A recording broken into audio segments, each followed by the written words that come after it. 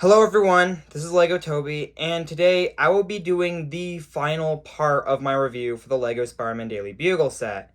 Now, if you haven't seen the first couple parts of this trilogy of LEGO Spider-Man Daily Bugle set reviews, I highly recommend it.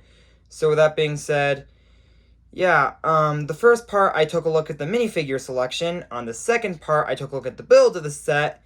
And now on this third and final part, we'll be pretty much doing my final thoughts and a lot more.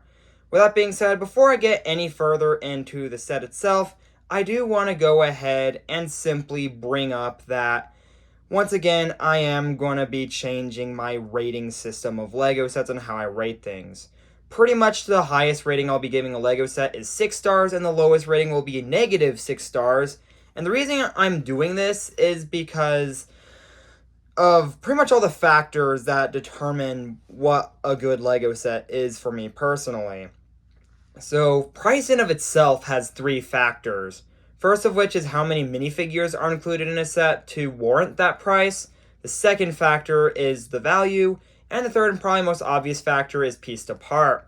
And there are also 5 factors alone in terms of build. Obviously, we have how displayable a LEGO set is, as well as how much play value it has, and how sturdy the build is or stable. And we also have the building experience, because building a building experience can determine a LEGO set quite a bit for many people. And also I do want to add in if a LEGO set is good if it has stickers, because stickers can also somewhat bring down a LEGO experience pretty bad. And then there are, of course, the minifigures, which have 2 factors. The first of which is how detailed they are, and the second of which is if they're exclusive to the set or not. And then there's also the originality factor, which how original the set itself is. And the final factor I will have to bring up is this factor really only applies for movie-based LEGO sets, but how accurate they are to movies. So with all that out of the way, let's take a look at the build itself for what it is for one last time.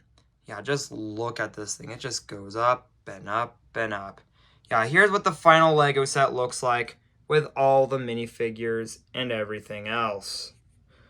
So with all that being said, let's go ahead and take a look at the instructions booklets before I officially reveal my final thoughts about the LEGO set. So here we have the instructions booklet. And it is a pretty massive, thick book. Seriously, though. Like, it goes on for many, many pages. It actually goes on for 375 pages. That is crazy. And the first few pages of the instructions are typical designer stuff that every 18-plus LEGO set seems to have. And the second page actually has information about all the minifigures included with this LEGO set. And we just get more designer information, a lot of which is in different languages too. So, I just had to bring all that up. And one final thing to note. So and the instructions begin. So, now to put the LEGO set back on the view. So, what are my final thoughts on the set itself? In my opinion, this truly is the best LEGO Marvel set that LEGO has ever released by far, in my opinion. In my opinion, there's just, this set has so many things about it that is just better than most other LEGO Marvel sets. And I don't think any LEGO Marvel set can top this one off anytime soon. Not even the currently rumored direct-to-consumer Avengers Tower LEGO set.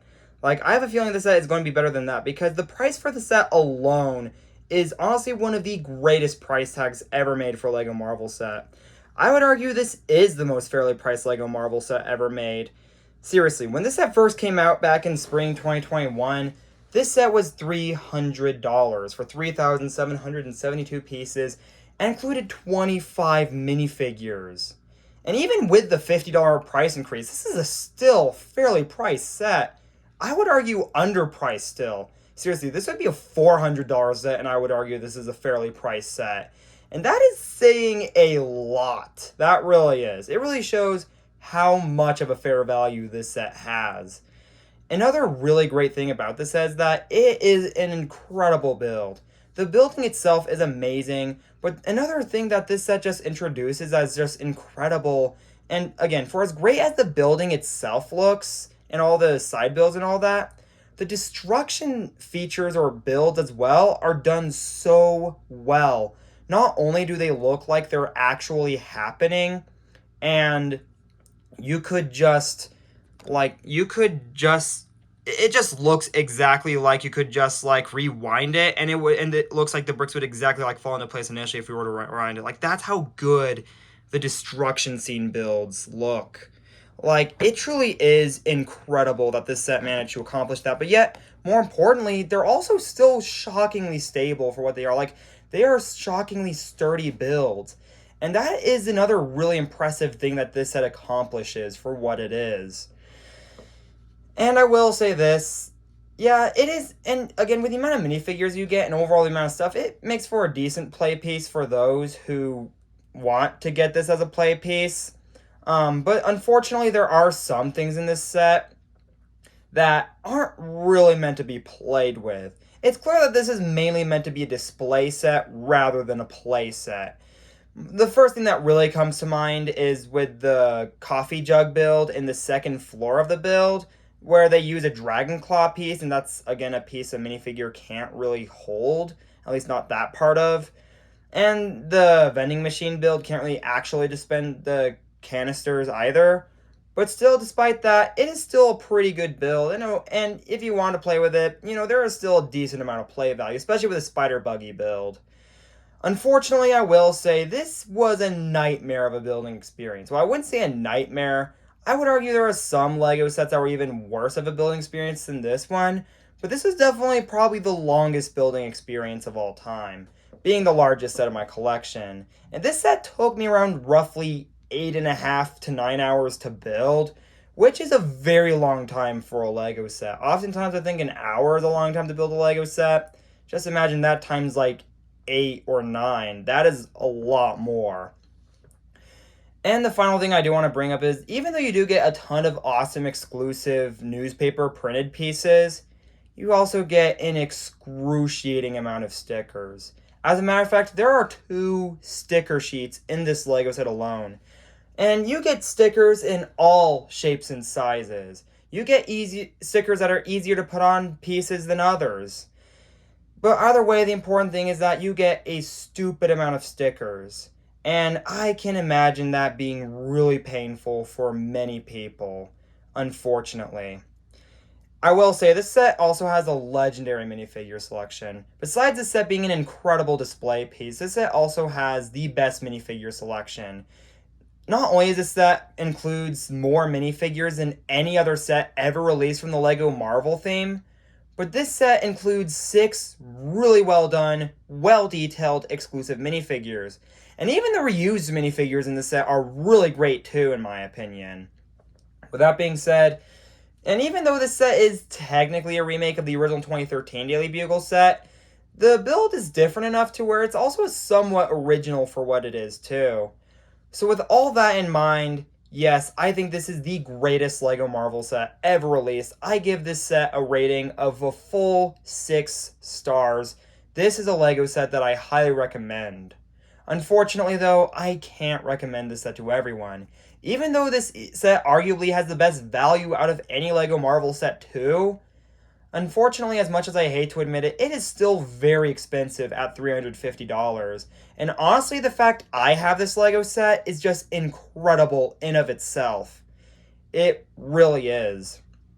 Because I gotta say, yeah, this LEGO set in general is just one of the biggest accomplishments in my collection, and will probably always remain as one of the most special LEGO sets of all time now. Besides being a massive LEGO set, in general, getting a LEGO set of this size and scale really is a rite of passage for a LEGO collector such as myself. I mean, I'm pretty sure there will come a time when it becomes normal to get LEGO sets this expensive for me, or AFOLs in general, but this is the first time I've personally ever gotten a direct-to-consumer UCS level set like this. And it's pretty wild to think that I actually have a LEGO set this massive now. And it really shows that, and when you're a kid, there will all, most kids are really into Lego. Most kids have gotten into Lego.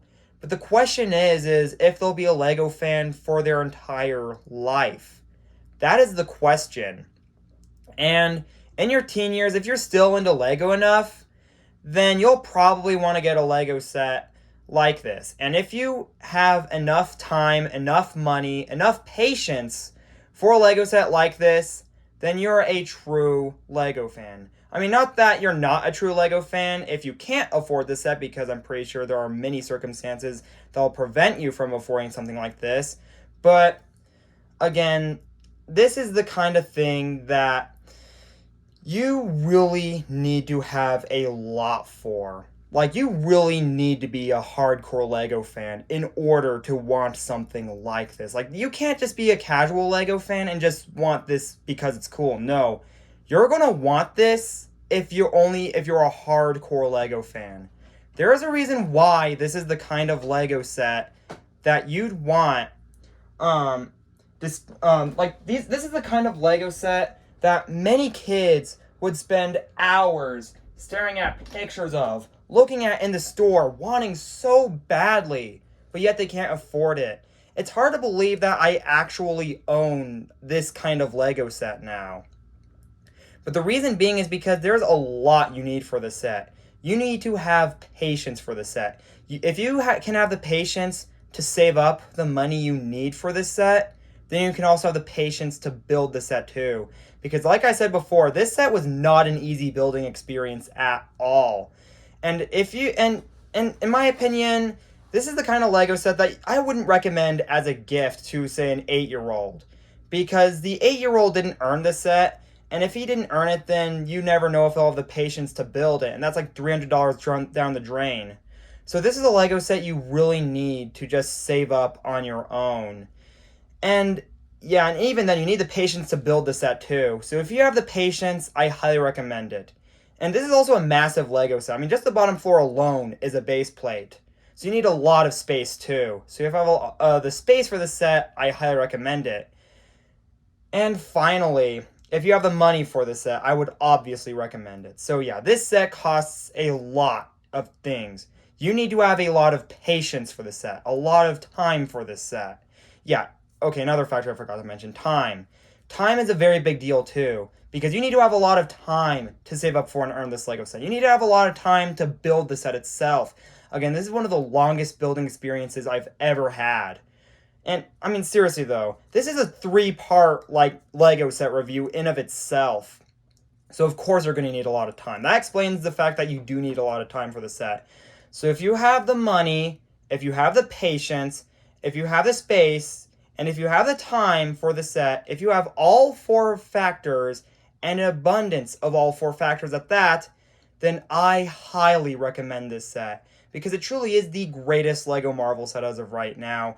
And hopefully it'll stay that way for a very long time to come.